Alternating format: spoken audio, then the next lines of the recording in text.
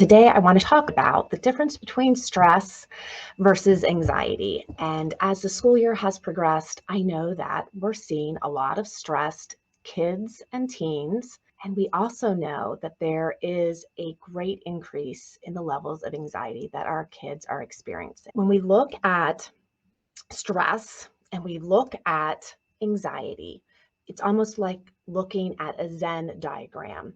Stress is generally going to be something, an external event, situation that is happening that might be the schoolwork that your child is facing, the different projects that they have due. And then once that situation is resolved, the things are turned in, that stress resolves and that level of overwhelm reduces. Stress can be positive because it can motivate us to do the work that we need to do, but stress can be harmful when it becomes a sustained, heightened experience that we can't seem to break away from.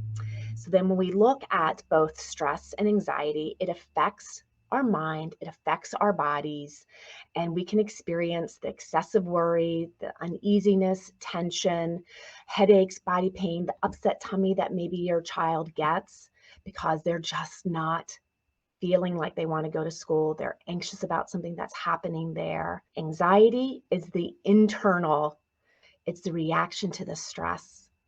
And it usually involves that persistent feeling of apprehension, that worry, that dread, and it interferes with aspects of your life, multiple aspects of your life, and how involved you can participate in those activities. And it can feel like a constant threat, a threat of immediate danger.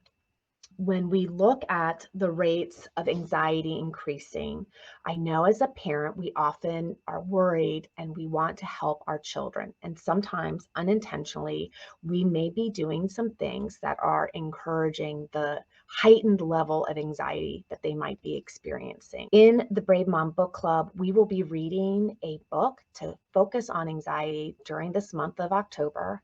We voted on Parenting the New Teen in the Age of Anxiety. I would love for you to join me if you haven't yet joined the Brave Mom Book Club. It's a safe place to share.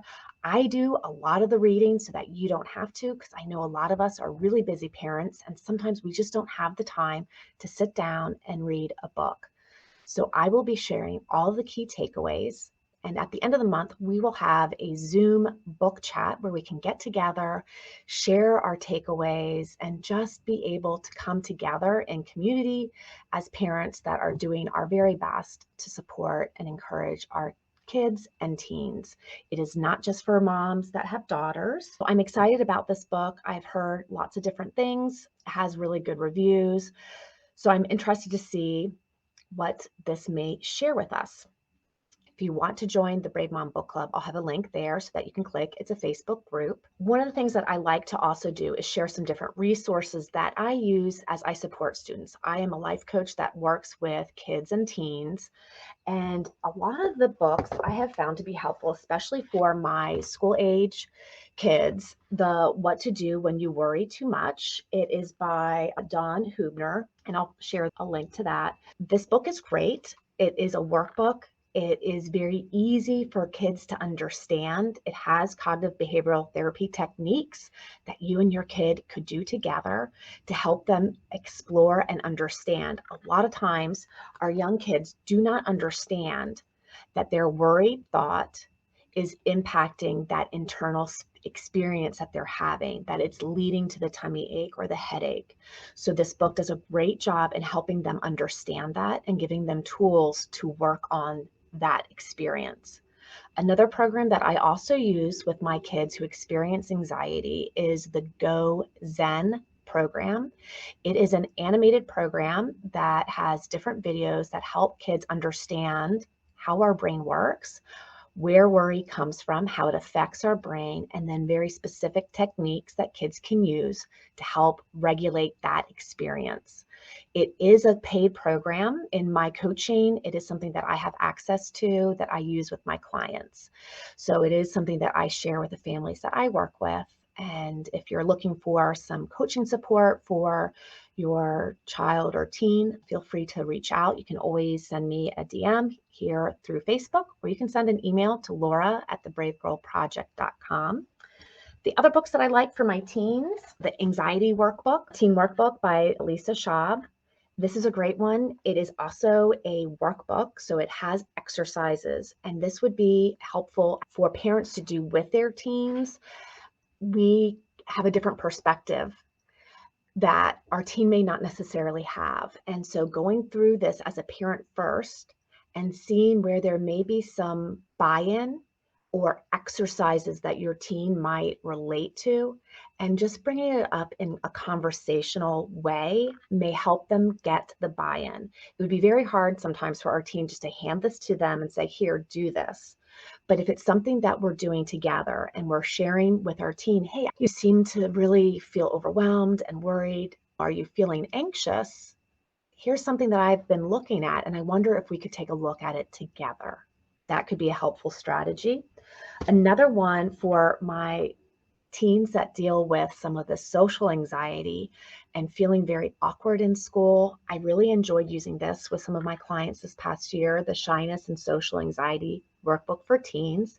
It is the second edition, and this is by Jennifer Shannon. This also has exercises that a teen could do and really helps look at some of the different experiences that our kids with social anxiety have, that spotlight effect, feeling that they have to be perfect, really worrying about showing up and being awkward, people not liking them. So if these are some of the things that your teen might express or have concerns about, this might be a really helpful tool for them to explore. If you're noticing that the anxiety level is impacting multiple areas of your child's life and you're having a difficult time in understanding what's going on, looking at some of the different symptoms of anxiety can be helpful. So, are your kids avoiding situations? Are they having difficulty concentrating, trouble sleeping? Are there some disruptive behaviors where you're seeing a little bit more anger or irritability? Maybe with our young kids, they're very clingy. They don't want to go to different parts of the house without you. They want to spend time with you. They worry about when you're going to be home, how long you will be gone.